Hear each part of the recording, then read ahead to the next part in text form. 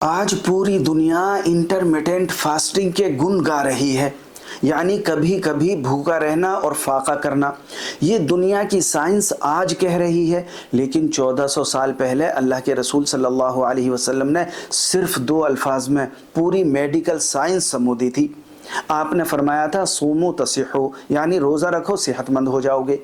یہ محض ایک شرعی حکم نہیں ہے، بلکہ انسانی جسم کی صحت کا راز ہے۔ جب ہم اللہ کی رضا کے لیے بھوک اور پیاس برداشت کرتے ہیں تو ہمارے جسم کے اندر آٹوفیجی کا عمل شروع ہو جاتا ہے،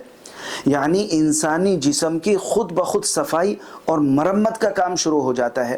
جس میں جسم اپنے زہریلی اور بیمار خلیات کو خود ہی ختم کرنا شروع کر دیتا ہے۔ روزہ بڑے بڑے موذی مرض کے خلاف ڈھال بنتا ہے اور دل کی صحت کو 4 چاند لگا دیتا ہے، لیکن یاد رہے یہ طبی فوائد تبھی ملیں گے جب افطار ہم اعتدال کے ساتھ کریں،